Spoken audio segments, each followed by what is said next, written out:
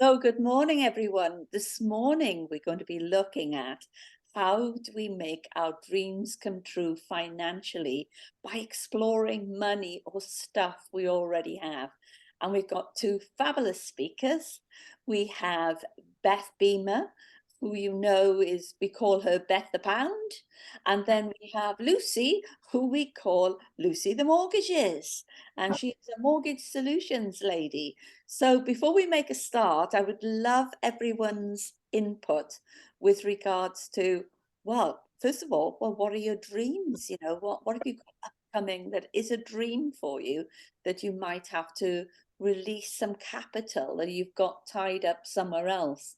So I know we've got Karen and I have invested quite heavily in a training program at the moment, and we'll be doing big launches then of our products and services based on that program. And it's probably going to cost around, even doing a mini launch, about 20,000. And then you start thinking about, well, where could that 20,000 come from? Could it come from something I already have? Is it about restructure my finances? Or is it about a loan? What is it? What is it about? What is the best way to access some funding in order to make a dream come true? It could be a holiday, could be you want an extension, it could be any one of those things. It could be you want an even bigger Thermomix, or like some of the top chefs have 35 Thermomixes in your kitchen. What is your dream? So let's find out, what are your dreams and what might you want to be releasing funding into? So I'm going to be coming to Grey Mouse Publishing. Karen, what are your dreams? I've talked about the training and talked about us doing some launches, but so put it into your words. What are your up and coming dreams? Oh God, I'm still trying to work that one out. At the moment, my thing is to read, write, travel, and teach. So at the moment, I'm just focusing on that course because it's just like wow. But it's also about creating my own course that will help other people become authors and best-selling authors and achieve their dreams. So I guess kind of my dream is to help other people achieve their dreams. Because if you can help just one person, then that's my purpose. And but But also have fun along the way. in order to fund that, have you thought about how you're going to fund that part of your dream? I am in the situation where it's becoming less of a problem. Let's put it that way. But throughout whatever I've done work, I've always reinvested in the business. So if I've had a big client come through, I've sort of paid in advance for stuff, um, reinvested in advertising, all that sort of stuff. So for me, it's always using the money from the business because I'm kind of a believer in that whole Shakespeare thing, never a borrower or a lender be. So I've always tried to actually use the money within the business and just not borrowing stuff because it will grow in its own time. But I don't want to sort of get into debt. I've been there, done that, not doing it again. So it's more holistic than your aspirations and dreams. You make Yeah, them almost like happen holistically, yeah? yeah, organically. Yeah. And I know you're a great supporter of what I do, is that I push push every spare penny I have into property, knowing I might need it, I might have to pull it back. So Yeah, yeah. I think it's one of those things I'm sort of asset rich, cash poor. lovely. Okay, thank you, Karen. And we're going to come to our Thermomix queen, Lucy. So what are your dreams and aspirations, and have you started to explore how you might fund them? So obviously my business is a little bit different to obviously the women on here because they own their own business, where I am self-employed selling a product for someone else. And that really was highlighted at the last meeting for me. So for me, it's just keeping my business within this company growing. But of course, there is a vulnerability that comes with that because if Thermomix goes, then I don't have a business, i.e., Lucy's Kitchen. So that's always on my mind, that, you know, it's doing, you know, so successful, and I can see there'll be growth in the UK for at least 10 years, but it's how I keep on top of the game. But my other aspiration is I bought a business 15 years ago, and I've got 20 months left of paying the mortgage off. And then I feel I will be much more financially free, because if I sell that, I can pay off my mortgage. So that's I'm counting down month by month. I just want to pick up on something you said, Lucy, about you're different to a lot of women online. I would actually ask you to think about that, because I think there's more people like you online than not like you online. Because they, Really? yeah, because so Beth works, yes, she works for herself, but she works via a financial institution. Yeah. Okay. I'm self-employed, but I work under the umbrella of St. James's Place. So the same as you, you know, in terms of branding and things, that's all set for me. And there's certain rules I have to work within. Yeah, and me as well. So yeah. Yeah.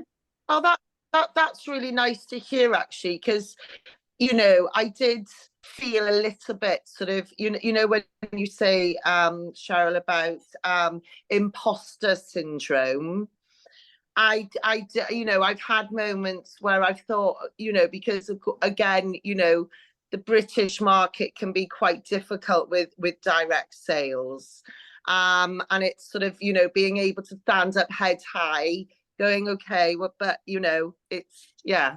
So that's thank you for sharing that. And also, I would even say Lynn is working in a similar way. Yes, she's self-employed, but there are massive regulations that Lynn has to then work within, or bodies that she works under, that restrains sometimes, you know, how she does what she does. So you could actually say that Lynn is working for a third party. Yeah. Okay. Yeah. And it could be, you could see me as the same thing, because Cheryl Bass works under Iron Woman. Yeah. And sometimes my hands are so tightly, you know, restrained. Like I had to really proofread well the Veil Life article, just in case somebody took me to court about saying things that women can do that men can't. Yeah, so there's a whole load of legislation there to do with advertising, to do with, because I'm saying it's for women only. Yeah. And I'm just waiting for somebody to have a go at me to say, hey, I want to come along, and why can't I come? You know, and all this kind of stuff. Yeah. So we're all working to a lot of restraints.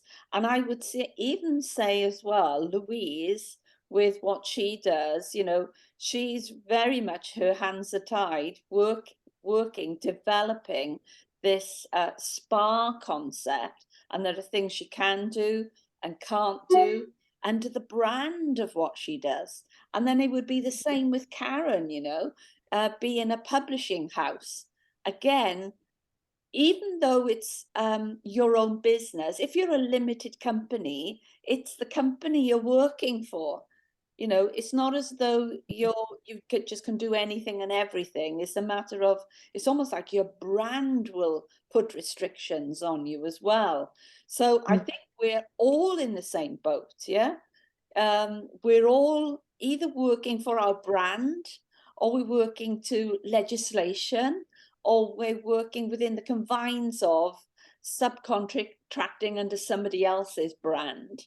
So you're amongst friends, Lucy. We're all in some ways tied in some way or other to legislation or people or a brand. Yeah. So we're all in the same boat. So you're amongst friends. So, thank you very much. Yeah. So anyway, without further ado, I know Miriam is online here, but I know she has it on in the background because there's something going on there. So I shall entertain Miriam. So I'd like to introduce to you some really talented, super talented ladies. Sometimes we take for granted our members because we think, oh, they're a member of Iron Woman, you know, they're like me, and sometimes we forget, wow, our members have amazing expertise that they can share with us. And I would say these two ladies would be my first port of call if I wanted their services. I wouldn't be going anywhere else. I would just go to these ladies, because not only because I know, like, and trust them, but because I know the depth of their experience. So without further ado, we're going to introduce Beth to us, and amazing Lucy Gulwell, in order for them to share their expertise on this topic of making our dreams come true, and how can we access our funds in order to do that. So I'm going to introduce you first, Lucy, because I know you've really struggled to get online here this morning. So I'd love to introduce you to our little perfectly formed live group of ladies here this morning. So do you want to tell them what's your concept about how your mortgage can be a solution in order to make your dreams come true? Yeah, so just to give you a bit of a background, so we are appointed representatives of the market. So the main thing that we do is help you obtain mortgages. So that could be on your residential mortgage, if you're a property landlord. So if you're looking at expanding or going into the property landlord, then that's where we can help you as well. But also dipping my toes at the moment into like the commercial element as well. So if you've got a business and you run a business from a commercial element, then there are ways of funding and helping you. Residential mortgages are a little bit more restricted if you are looking for business purposes, but there's many reasons why and how you want to raise money for of helping you getting those additional funds. So Lucy, you're talking, I think, Luce, but you're on mute. Oh, you're on mute, Lucy. Lucy, you're on mute. Lucy, you're on mute. Thermomix, you're on mute.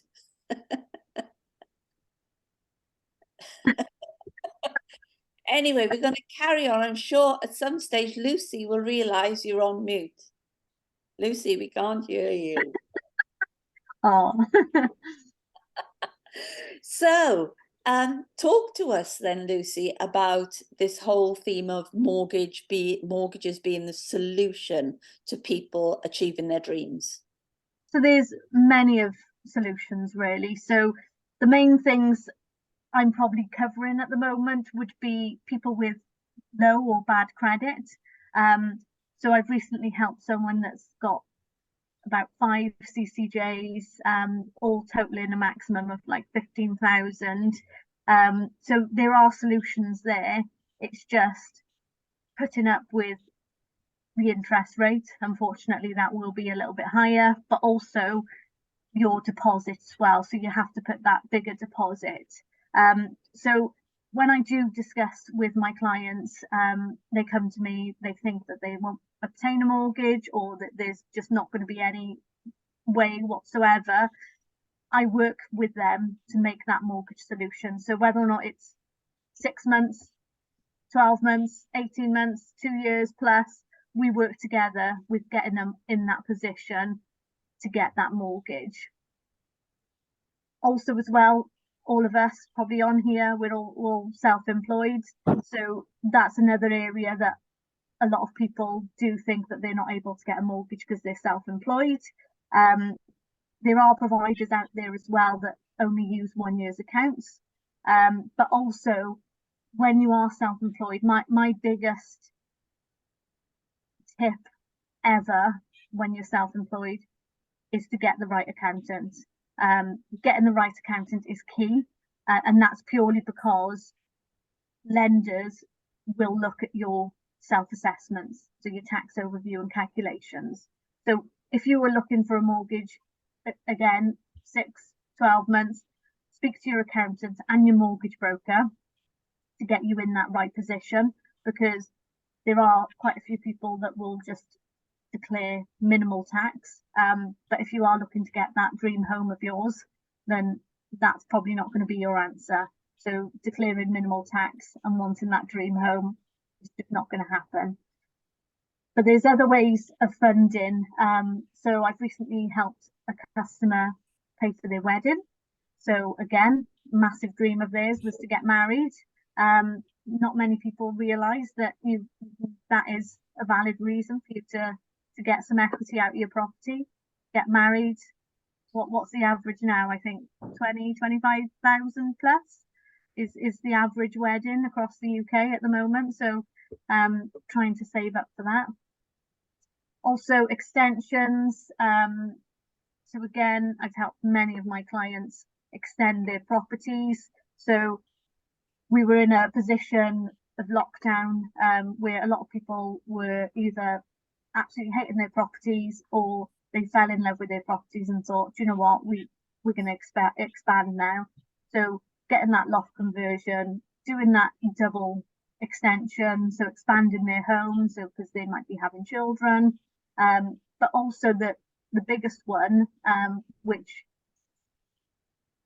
obviously there's ins and outs and caveats, implications of doing so, is debt consolidation. That's probably one of the solutions that I'm helping a lot of my clients with at the moment, especially with costs of living increasing, everything around us going up. Debt consolidation is probably one of the biggest for customers, and consolidating those debts. So it's just making them aware of those implications. But again, I've saved hundreds of pounds off clients because they've consolidated their debt. Obviously, the main thing is try not to get yourself into that debt again when you do repay it. But there are, again, we've got compliance. We've got to make sure that that's going to be suitable for you, and make sure that it makes sense as well. So if you're on a 0% credit card for the next 5 years and you wanted to consolidate it, obviously we would have that conversation, because when you put it onto a mortgage, that you're basically going to be paying interest straight away. So it's just having that conversation. Is it right?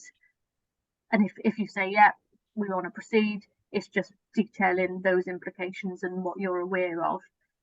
But there are many solutions that we work with and for our customers as well. So property landlords releasing equity from their buy-to-lets to either purchase another residential or to purchase another buy-to-let.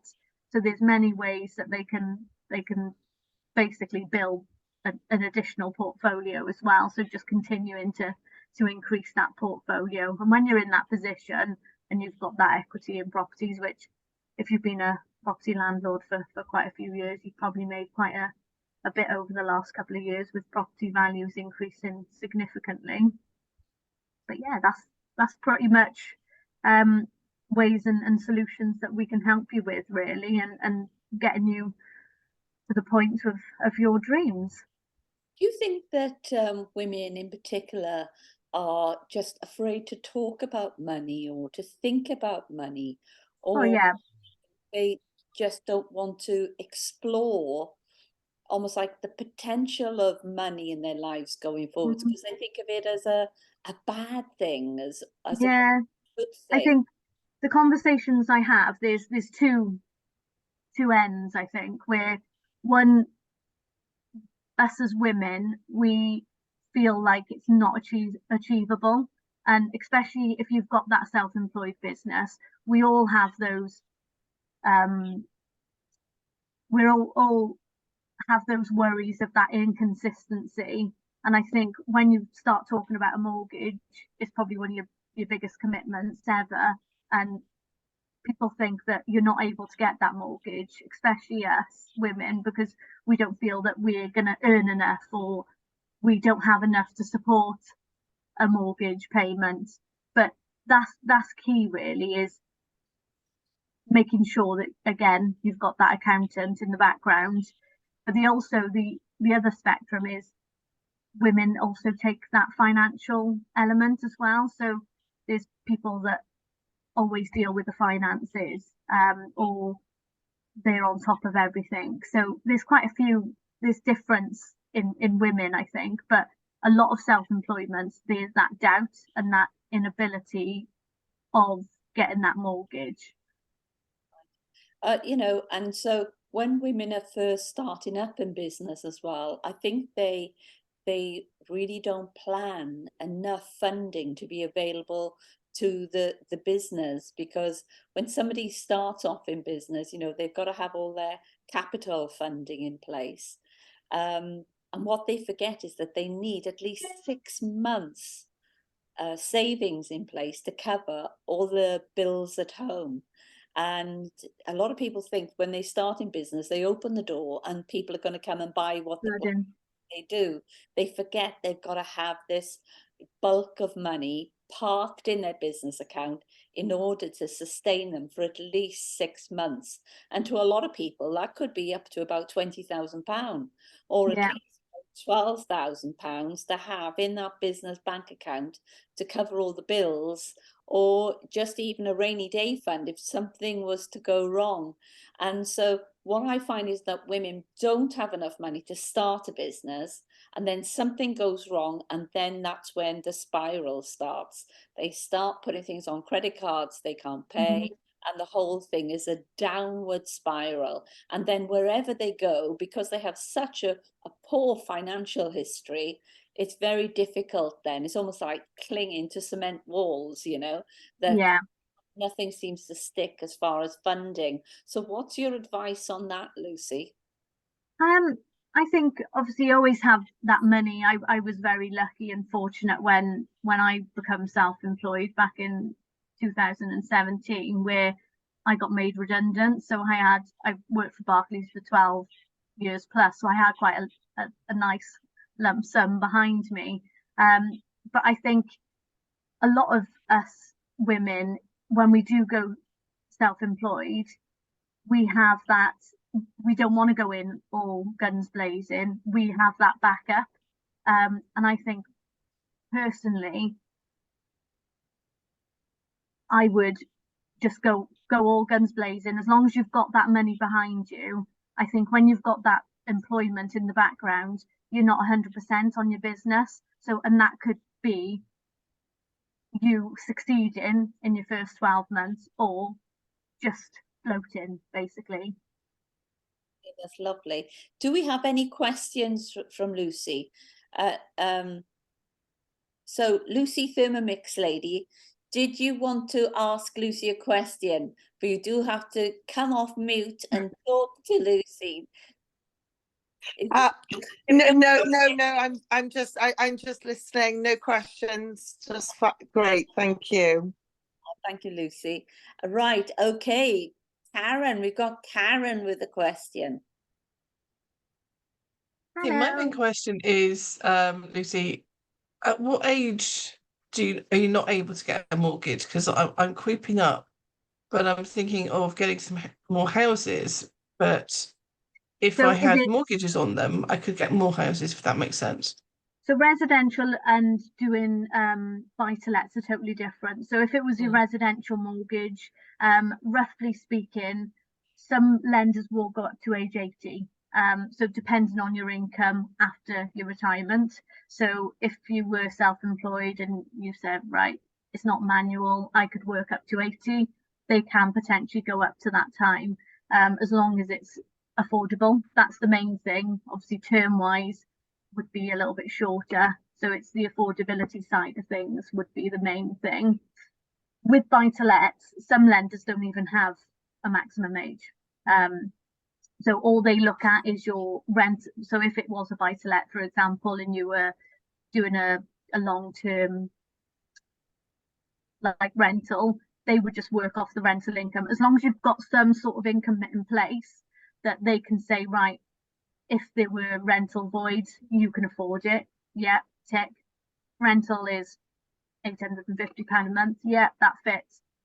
Term-wise, they don't generally look at that term. Obviously, you've got to put an end date, but yeah, you can go past your 80-year. Okay, cool. Thanks. And I think sometimes as well, Lucy, people forget they're buying a financial product and they can shop around. So it is and about, that's you know, you are the customer and you're shopping for a product. Yeah. Sometimes we're almost like so grateful that somebody would give us a mortgage. We then forget that, hang on, I'm the customer here and I'm shopping for a product, and it's the best product for me. And that's why speaking to a broker, I always say it is key, because if you go to your bank, yes, that's great. They've got that historic of your bank statements, but it doesn't mean that you're going to fit their criteria.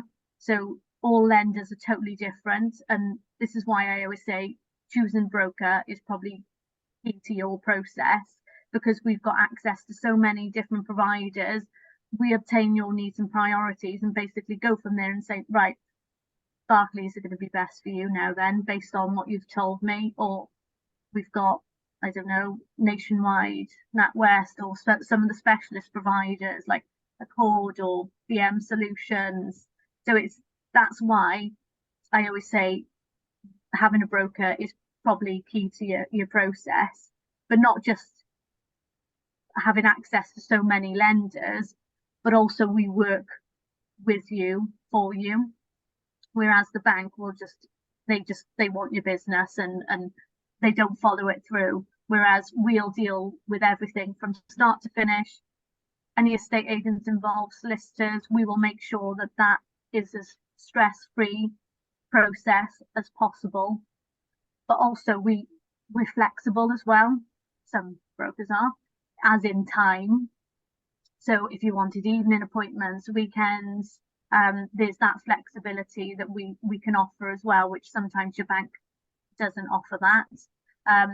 But also as well is you'd be surprised that some providers actually offer better rates to mortgage brokers, because 70% of people use a mortgage broker now. So all of their business, if they didn't have mortgage brokers submitting business, they probably wouldn't be afloat. Yeah, so, I see it, being able to raise funds against property. It's in some ways, it's just a decision to fund what it is you've got going on in your life. Because I've always put, as I said, my income into my mortgage, into my property, but I've used that property for so many things. Yeah, so many. So I've taken a year out of work. I've taken care of responsibilities of my ex-husband. I've funded a holiday lodge. I've done all sorts of stuff using my mortgage. So it's almost like my home and my mortgage have been a great asset in order then to fund all other dreams and aspirations that I might have, because it's just a great product to use to fund lots of things happening in your life. So thank you so much, Lucy. I'm sure we're going to be coming back with some questions before you finish off this morning. So I'm going to you, Beth. So please, can you tell us what magic you use when it comes to funding people's dreams? How about magic? I mean, really, there's two ways you can go with funding your dreams, isn't there? You can save for them or you can borrow for them. The one thing I would say to bear in mind is if you are trying to fund your business, borrowing is not necessarily a bad thing. So a lot of people are brought up being told borrowing is bad, you've got to pay for everything. And in your personal life, yeah, should you be paying for an expensive holiday on a credit card? No, obviously not. You should really save for it. But with your business, borrowing to build your business, completely different kettle of fish. And obviously I work more with people in saving for their dreams. Cheryl knows a lot more about getting business funding than I do with grants and things. But just keep in mind, if your dreams are building your business, borrowing isn't bad necessarily. So don't automatically shut that door and think, I don't want to take a business loan, I've got to find the money. It's acceptable in business to have that sort of debt behind you, because it can mean your business grows so much more quickly. So thinking about saving for the future, there are two main products that I work with my clients. There are many things out there, but the two I use the most are ISAs and pensions. And with your ISAs, you've got different types. Cash ISA, at the moment, with interest rates going up, you can start to get something like a decent rate on a cash ISA. Great place to keep your emergency fund, money that you're going to need to get at quite quickly and you can't take any risk on. So now, if you're willing to put that money away for 2 years, fixed period, you can actually get about 4.5%. Last year, it was about 0.01. So where you're seeing on the news about the interest rates going up, there are some little benefits there out there. Bear in mind though, with inflation at 10%, 4% interest, you're still losing 6%. So just bear that in mind. But you do need to have cash savings you can access, so you're not relying on credit cards. It's not going to build your wealth, but you need it there. Then you've got your stocks and shares ISAs. Now these have got a bit of risk attached because they can lose value if the markets go down, but the potential for growth is much greater than with your cash ISAs. So if you're saving for something that's more than 5 years down the line, if you're looking at a holiday property in the future, if you're thinking about putting your kids through university, that's the sort of place you would want to be putting that money. And then the other thing you can use is a lifetime ISA. So a lifetime ISA replaced the Help to Buy ISA. If you've got teenagers or young adults in your family, they may well have had a Help to Buy ISA, specifically to help them save for their first time property. Those have now been replaced with lifetime ISAs. These, again, you can use to save for your first house, but you could also use them to save for retirement. It's another tax efficient way to save for your retirement. Not a lot of people are using them. They're a thing that's out there that people don't seem to have really grabbed the benefits of. If you've got teenagers in your family now, it might be worth starting to think about when they turn 18, getting one of those going for them. Now, the good thing with your ISAs is that when you want to take money out, it's tax-free. So if you take it as an income, if you take lump sums to pay for something, there's no tax to pay on that. You can take it out at any time other than the lifetime ISA, which is linked to retirement or your first house. So they're very flexible. And you can put in £20,000 a year as an adult or £9,000 for your kids. And that can build up quite nicely. So they're sort of the first vehicle for your short to mid-term plans. Weddings, if you're thinking about your kids getting married, if you're thinking about a deposit to help your kids buy a house, anything of that nature, they're your first port of call. Now, obviously, the main thing I do with people is pensions, especially the self-employed, because if you haven't got an employer paying into a pension for you, you've got to plan for your own retirement, really. And I don't think people really appreciate the tax efficiency of pensions. So I've actually gone through with a calculator this morning and put some numbers on things. And actually, I surprised myself with how beneficial they are. Now, at the moment, under current law, you can access your pension at age 55. It's going to go up. A lot of us on here, it's going to be 58. It's always going to be 10 years before your state pension age. Could change again before we get there. Mine currently is 58. It might be more than that by the time I get there. But we can only plan for what we know at the moment and just accept the rules could change. But if you're already like me, I'm 46, 55, late 50s. It's not that long that you're locking your money away for. And when you're putting money in a pension, you can use it for anything. It doesn't have to be income in retirement. So don't necessarily think that that's what you've got to use those things for. If you've got plans down the line that you could use that money for, if you're setting up a business later on, these are still things you can access. But the tax efficiency of it is just incredible. Now, if you are a limited company and you pay money into your pension, you're not going to pay corporation tax on the funds that goes into there. So that's how it saves you money. If you are a sole trader, then you get your tax efficiency in a different way. So you pay money in, and then the government gives you tax relief on top. So if you're a basic rate taxpayer, you get 20% tax relief. Higher rate, you get 40%. So think about this in numbers. If you're a basic rate taxpayer and you pay £80 a month into your pension, the government is going to make that up to £100. They're giving you £20 to start with. And all of that gets invested in your name. Now, you can realistically, very realistically, get 5% growth on that. If you pay in your £80 every month for 10 years and get your 20 from the government, after 10 years, the money you've had from the government and the growth on it is actually £3,105. That's not your money. That's cost you nothing. That's just the tax relief from the government and how that's grown. So if you're not using your pension allowances, you're turning down that free money from the government, really, and the growth that it can get for you. If you can pay in £200 a month, your tax relief is £50 a month. Do that for 10 years, and the tax relief and the growth you've made is £7,764. You haven't had to do anything. It's not cost you anything. That's free money from the government and leaving it to sit there. But bear in mind as well, your kids can have pensions. My youngest client with a pension is actually 4 years old, and his dad just pays him £50 a month. With the tax relief, that's £62.50. He doesn't miss it, but it's growing quietly in the background. His son can't touch that for decades. It's going to sit there and grow for decades. So even that little bit will make a difference. The maximum you can pay in for a child is $3,600 per year. That's with the tax relief. It would only cost you £2,880. Now, if you did that every year from birth to age 18, if you pay in £2,880 for those 18 years and then say, right, you're an adult now, it's on you. After 18 years of 5% growth, that pot is already over £102,000. They're going to leave that there for another 50 years till they retire. They never pay into a pension themselves. If they never pay a penny themselves, that money you've paid in during their childhood by age 58 will be over 1.2 million. So just by doing that for your child through their childhood, you've set them up for a brilliant retirement. And you know they can't waste it. A lot of parents are hesitant to do a junior ISA because at age 18, that money becomes the kids. And they say, I don't want them coming into money at 18. They may not be responsible.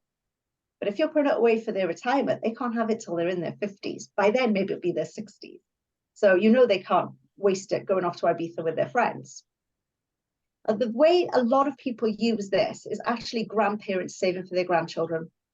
So if you've got older members of the family who may have an inheritance tax concern, they could actually be paying money into the grandkids' pensions. And everybody wins. Everybody saves tax. And everybody's going to benefit at the end of the day. So I think a lot of people think that because pensions are full of jargon, and they are complicated, and there's a lot of rules, and the rules change a lot, they just turn their backs on it. I don't think they appreciate just how much money they can make in effect from it through those tax gains.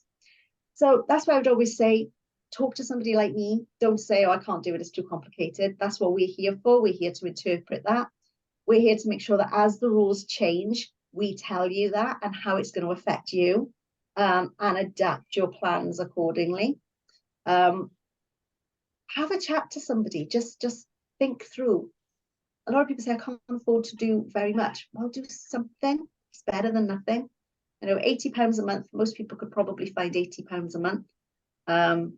If in 10 years that's going to gain you over £3,000, why wouldn't you do it? It's just something that everybody should have. The burden now is so much more on us to provide for our future than it was for our parents' generation. We haven't got these wonderful final salary pensions, or if we do, they're not as generous as they used to be. It's been harder for our generation to climb the property ladder than it was for our parents' generation.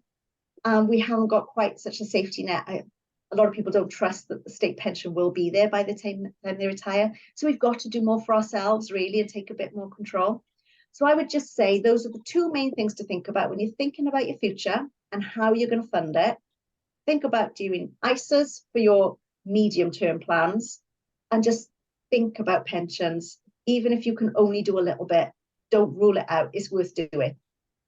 Lovely. Thank you so much, Beth. Wow, that taking out a pension for the duration of your child up to the age they're 18 being worth so much on retirement.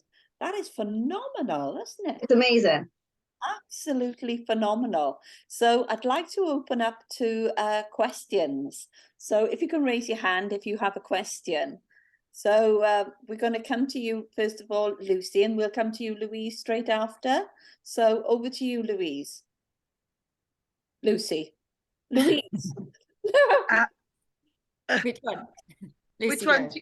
Okay. Lucy, go. Thank you. So my question is, Beth, fascinating. Oh my God, I didn't know that about the children. That's such an incredible bit of advice.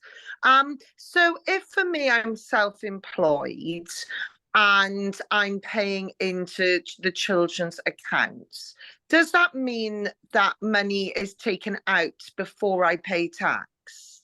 What type of account are they? They're just regular savings accounts? No, they're like the ones you're talking about. So if I set those ISAs up and set a pension up for myself, would that money be taken out of my, total that I'd be taxed on? Yes. Wow. That's the difference between the workplace pensions and the private pensions. So for you, you would take your income and you would pay some of your income into a pension and get tax relief on it. Okay. When you're paying the money in for the kids, you pay the money in, and when they then want to take it out, they pay no tax on it. Right. Okay. All right. Amazing. Thank you. Then I definitely need to talk to you and start setting. Okay. Thank you so much. You know, it goes back to us just having the knowledge to make those informed choices, isn't it? We just need to have that knowledge. So, sorry, Louise, coming to you.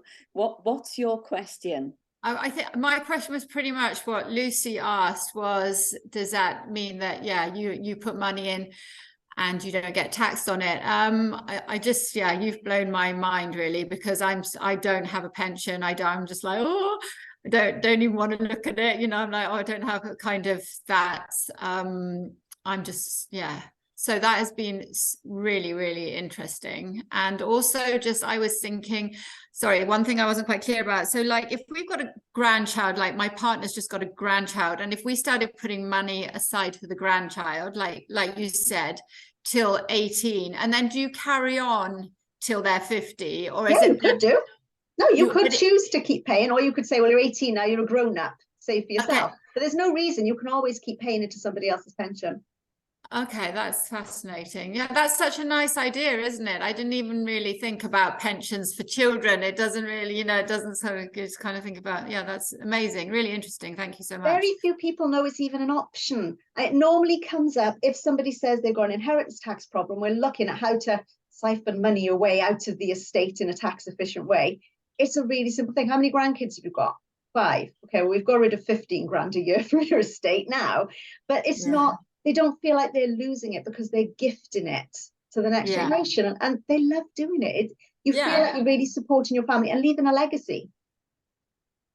Well, saves paying it directly to the government, doesn't it? Because that's exactly what ultimately happens. You're giving it away to somebody who you love and care for instead of giving it to the government, which seems like a lovely option. Yeah. So Karen, have you been exploring all this with Beth as well, as far as setting up a pension for your son? I'd never thought of setting up a pension for this. I think the problem I have is I would use Beth, but it's UK versus Ireland, so she's not allowed I can't to. do Ireland. But I love the idea of that, because we do have property in the UK, and one of them I want to actually sell because it's just not working. But what I might do is use the capital from that to buy 2 houses and get a mortgage to support it. But then put it into a sort of limited company that shields it, and then uses the income from that to get Daniel's pension. And that would be in the UK, because it would be a limited company. So perhaps it'd be worthwhile to come over and see us again. Come and You stay. just want me to come over again. Come and stay in this lovely holiday lodge where you can walk to the sea, and we can have Lucy and Beth down for afternoon tea. Yes. Yeah, there we go. And I'm sure you could do it by Zoom, but it would be so much fun. Anyway, Well, it's much more fun in person, and if you do it at home, then you can drink as well, which is not necessarily a good thing when you're making financial decisions. And we can go to St. Bride's and have a spa day as well. yes. I like that. That is a better idea. Spa day at mine. Spa day at Louise's. Yeah. Ooh. So yes, there's lots to think about. Yeah. So I'd like to go round and what are your light bulbs of learning? I've learned so much this morning. Really some gems there, as far as, you know, perhaps I need to be more overt with women starting a business and actually saying, you know, how much have you got to fund this startup, and have you thought of funding it by releasing pension? Because as well, there's, you know, the loans that are about at the moment and the grants are about, they're 50% funding, and people are not applying for them because they're saying, I don't have that other 50%. Well, they could be getting the other 50% from, you know, remortgaging. And also, you know, the gem you came up with, Beth, about this, you know, investing small amounts into a pension for a younger child. I thought they were absolute gems. So those are my light bulbs of learning this morning. Beth, what were your light bulbs of learning? What did you pick up? Could be something you reiterated or heard from other people. It's actually reassuring, because I keep thinking nobody knows this stuff about pensions for children. Maybe I'm preaching to the converted. So it's actually quite good to know that I should be advertising this more to people as a thing they can be using. Fantastic. And again, we were talking about, you know, your niche audience could be older people who need to invest in their grandchildren. Yeah, because we were talking about is the gardening fraternity a great fraternity for Beth to be part of? Yeah, so yeah, lots of light bulbs there. And coming to you, Lucy, what have you learned by presenting this morning? What light bulbs have come on for you? I'd probably say Beth is always give me little light bulbs all the time.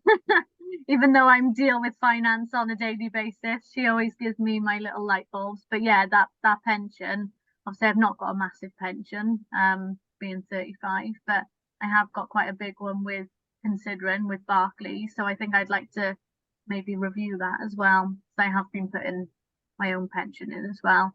So maybe migrating it together, if it's worth it. We can have a look. Yeah.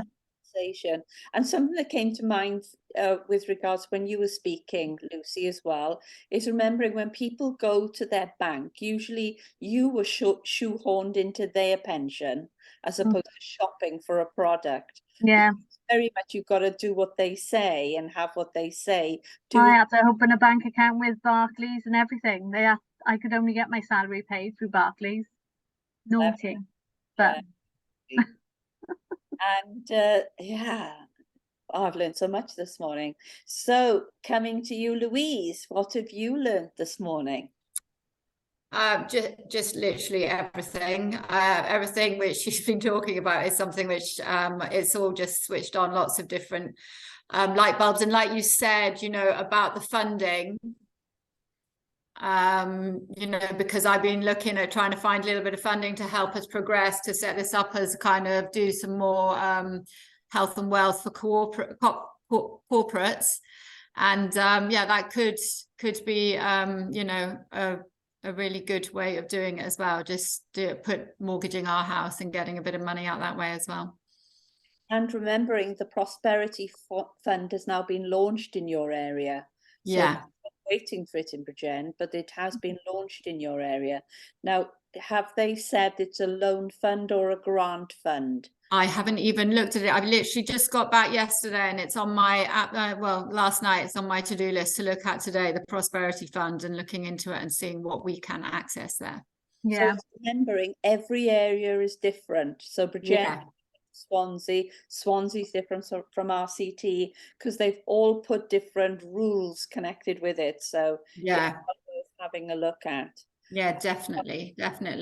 So well, we are just about to, we've managed to get something for, well, we've had to put in, we want to go all solar panels. So we're putting in half of that, but I think we can still access the Prosperity Fund as something completely different. So I'm quite excited at the moment for, you know, just trying to build the business as much as we can this summer, really.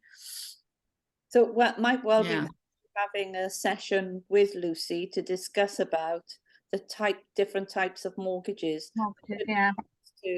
I would love to do that. Yeah, definitely. The funding with residential is for business purposes is not how do I put this? Not many lenders will do it purely because it's business related, especially if it's a business that's new, because it will be based on your income right now. So it's depending on what that looks like, because it is regulated. They don't like it to be business purposes, but yeah, obviously look at all different options really. Yeah, I will definitely be in contact. So you guys can hook up. So coming to you, what have you learned from this morning's session? Oh, it was brilliant. I love the bit where Lucy said about the buy-to-let mortgages, because I currently own a buy-to-let in my sole name. So yeah, I did think it would be a struggle to remortgage, because we are looking to remortgage to purchase another buy-to-let. Because I haven't got a very good, well, I haven't got any pension now since being self-employed. So the properties were going to be the pension funds. So it's good to know that there are lenders there that will, take a year, and that there's no particular age limit on the lending, because obviously that's a bit of a worry as well. I'm getting older. But I wish I'd known about the paying into the children's retirements. It's the same when people say to me, I wish I knew about the LPAs. Because it's too late now. I mean, my eldest is 18, and I've basically done nothing for him. I'm sat here now thinking I could have had something there for him. I probably would have then said when he was 18, well, there you go, that's what mum have done for you. Oh, bless me. You make your mind up now whether you're going to carry it on or do whatever. But it's just the unknown, isn't it? I had no idea. And again, way to start from the son, because he's 15 now this year. It's just, that's it. Wish I'd known. And again, perhaps you can speak to Lucy with regards to the mortgage and that mortgage, and speak to Beth as far as, well, what can you do for a 15-year-old? Yeah. And I need a pension anyway. Fab. Coming to you, Karen, what have you learned this morning? Light bulbs are learning. I think it was that whole thing about creating a pension for a child, because we did have a child fund for Daniel when he was born, because the government sort of had that thing at the time, but we didn't actually have a pension for him. And I think if Tony had known about it, he'd have been squirreling money there as well, because he's just like a squirrel with nuts at the moment. But yeah, I think I need to look at the buy-to-let and how I can make best use of the money I've got now. And maybe if I do it through a limited company in the UK, then I can sort of talk to Beth then, technically. Yeah, thank you. Thank you, Karen. And coming to Lucy Thermomix. So Lucy, what have you learned from this morning's session?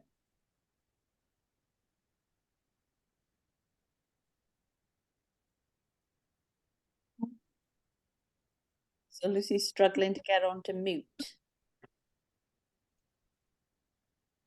Sorry, I don't know what's happened with my phone. I've gone into this little box in the corner. Oh gosh, so much.